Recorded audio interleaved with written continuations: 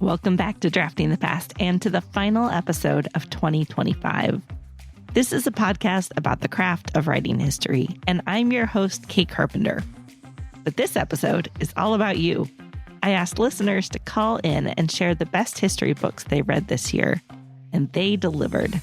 We've got history books covering a huge range of subjects. Some were published recently, some as long as 90 years ago. Some are about huge subjects, others about tiny places. We even let one historical novel sneak into the mix. It's all a reminder that the Drafting the Past community is awesome, full of thoughtful, smart listeners who love talking about great history writing just as much as I do.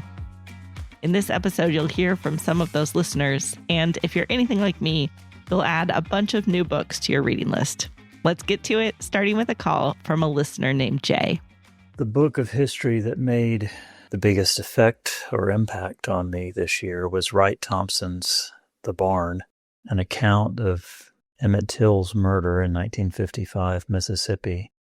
I was stunned, frankly, to discover that The Barn is only about 8 miles from where I lived in Mississippi in the 1990s, and I had no idea I was living that close to that place.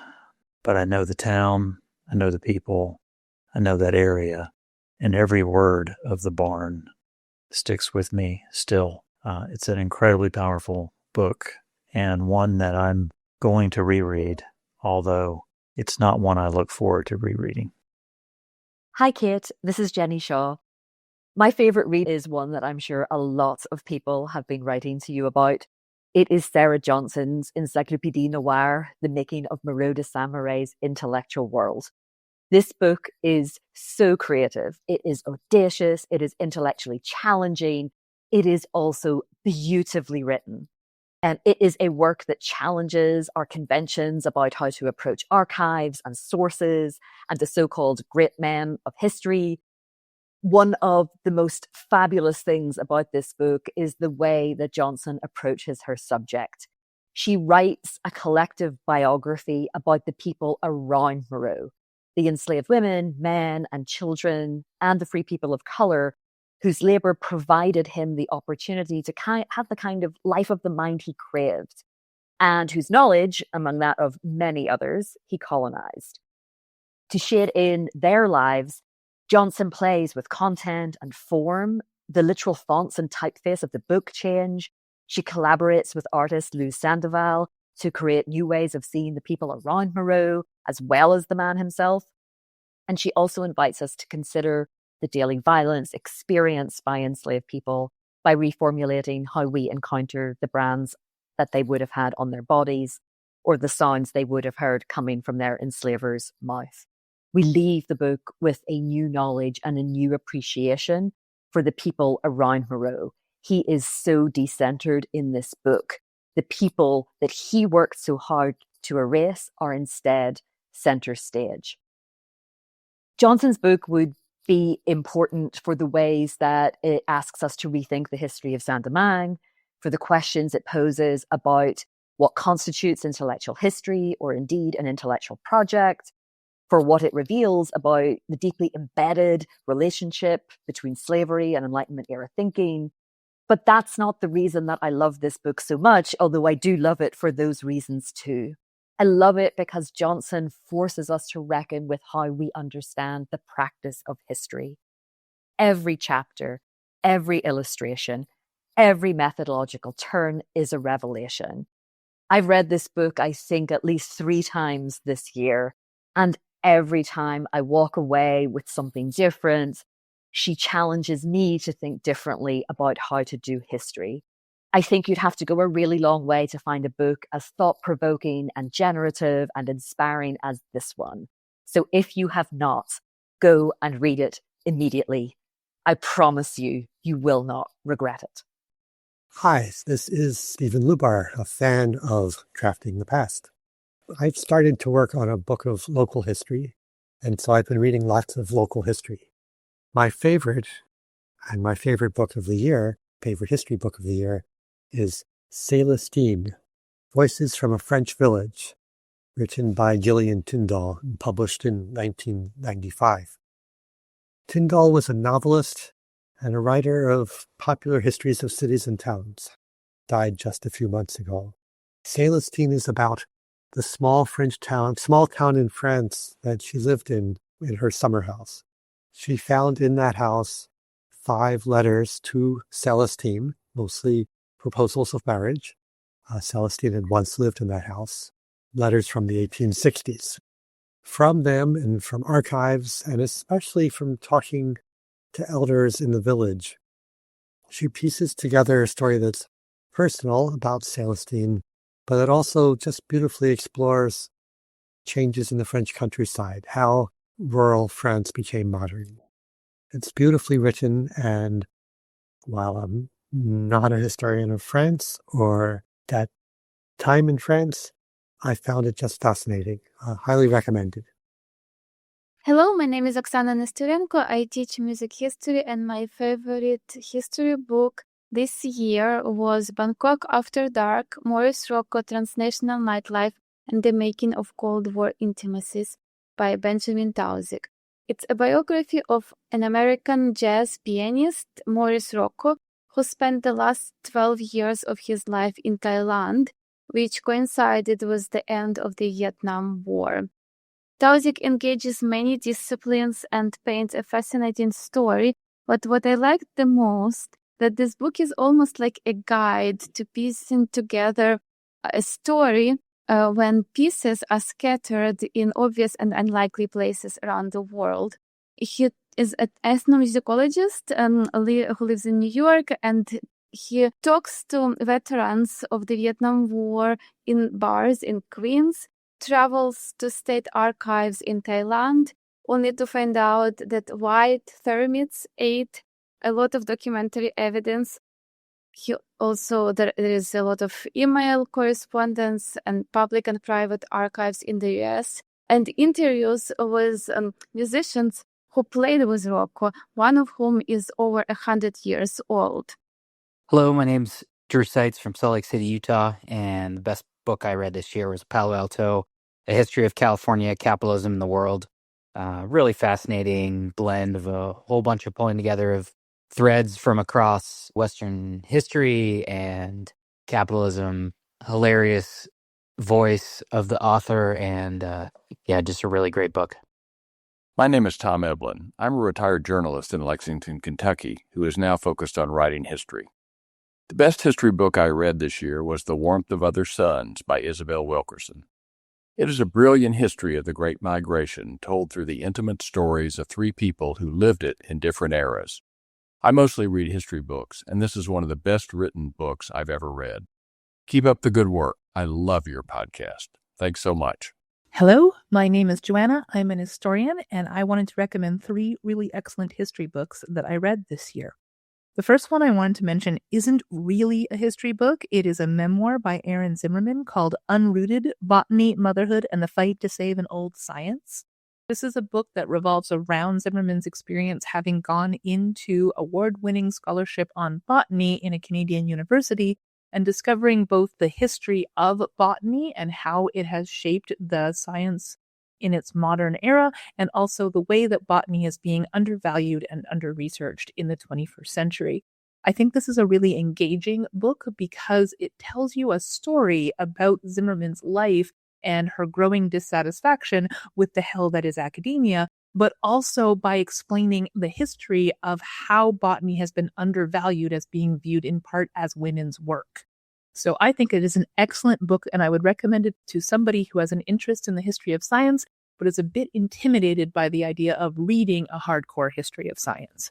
The second book that I wanted to recommend is called Alice plus Freda Forever, A Murder in Memphis, which is by Alexis Coe. Now, this is actually billed as a young adult history book. It's nonfiction. And I think that can leave people with the impression that it might not be as academically rigorous as it could be. But what this is a book looking at the murder of Freda by Alice. They are 2 young women who were definitely in a romantic relationship and probably in a sexual relationship in the post-Civil War era in the United States. And the reason why we know anything about their relationship is because Alice murdered Freda and then died in an insane asylum. And I think that it can be really good, again, aimed at people who are a bit intimidated by history books, because it talks so much about how the sources limit what we are able to learn about the past and the ways that we can really struggle to find evidence of people in what we would now call homosexual relationships in the past. The other book I also wanted to mention about the history of science is Dr. Space Junk versus the Universe by Alice Gorman. It is another science memoir, but the thing that I was most excited about reading it is the look at the history of space exploration from Australian point of view, and the way that she examines artifacts as a way of understanding the past, as like understanding the way that we interact with and engage with the history of space travel. It is an excellent book, and it kind of has a sad ending because she points out where things are going terribly wrong, about dead satellites in eternal orbit and how we could end up alone just because we cannot get away from the satellites that keep us trapped on Earth. Anyway, enjoy your day. Hey, Kate, it's Keith Borman. I wanted to say that I read I don't know if it's officially a history book per se, but it's certainly an interesting one. The title is An Instance of the Finger Post by Ian Pears, and it's a historical mystery, and it's set in the year 1663 in London and Oxford, and it's absolutely mesmerizing. I think everyone would enjoy it. My name's Charlie. The best history book I read this year was 1934's The First Year of the American Revolution by a guy named Alan French.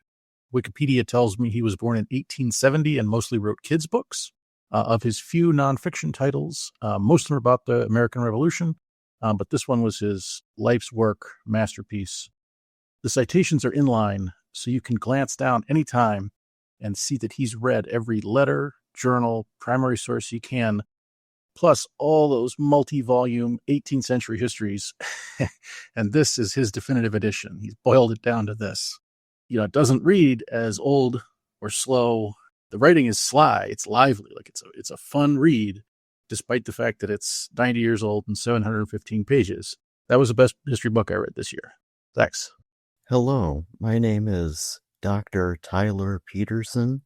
I am a PhD historian who is now teaching as an adjunct history professor at Georgia Gwinnett College. The best history book I read this year is called Gender and the Race for Space by one of my friends, Erin McComb. She advances an argument in her book that was definitely novel to me and novel to readers of all spaceflight history, I think, in that her book examines the image of American astronauts, both men and women, from a standpoint of masculinity. And she couches her argument in the overall masculinity crisis that the United States went through during the era following the end of World War II. In other words, she takes spaceflight history out of isolation and integrates it into overall American history in a way that will appeal to scholars of 20th century America in general, and not only people like myself who study spaceflight history particularly. And so I definitely want to promote that book as best I can, and I'm glad to do so here. Thank you. My name is Georgina Largy.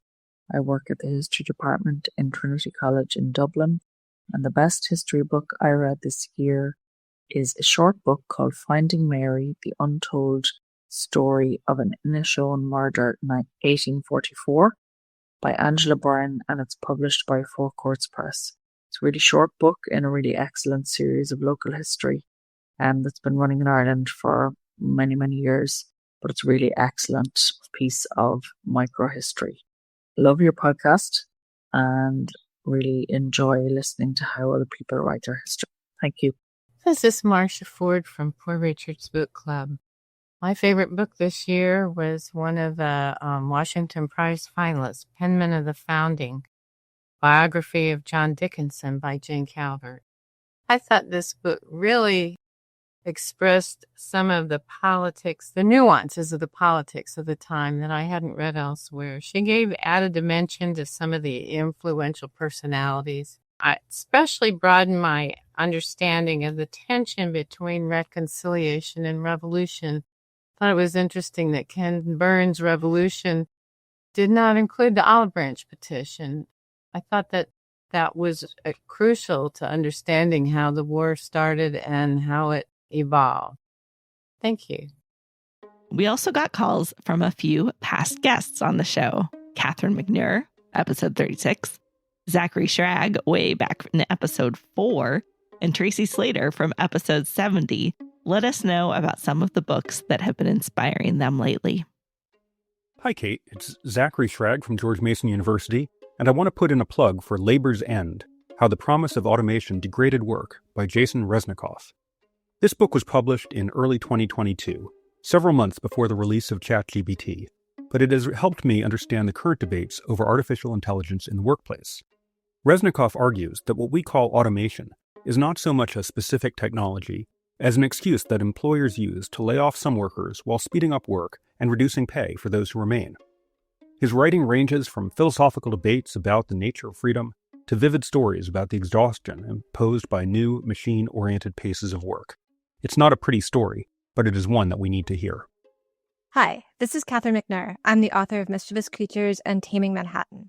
The best history book I read this year was Teresa McCullough's Insatiable City, Food and Race in New Orleans that was published with the University of Chicago Press.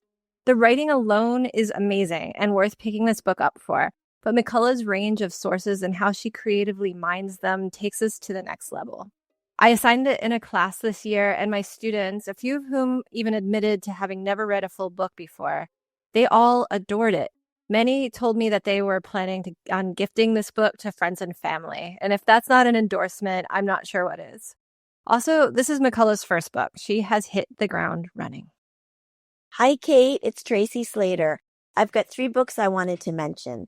The first is The Dragon from Chicago, The Untold Story of an American Reporter in Nazi Germany by Pamela D. Toller. The next one is Spitfires, The American Women Who Flew in the Face of Danger During World War II by Becky Eichmann. And the third is The Art Spy, The Extraordinary Untold Tale of World War II resistance hero Rose Valland. I think that's how you say her name, Valland, by Michelle Young. Thanks. And to close with something fun for me, here is a recommendation from a listener about a book she first heard about right here. Hi, Kate. This is Kate Davis. The best history book that I read this year was actually Together in Manzanar by Tracy Slater. I bought it through your site after hearing your interview with her. I learned so much from it and love how readable it is. That was the best history book that I've read this year. Thanks. Thanks to everyone who called in, to everyone who listens to the show and tells their friends, colleagues, and students about it, and to everyone who cares about the craft of writing history. There is lots of fun stuff coming in 2026, and I can't wait to share it all with you.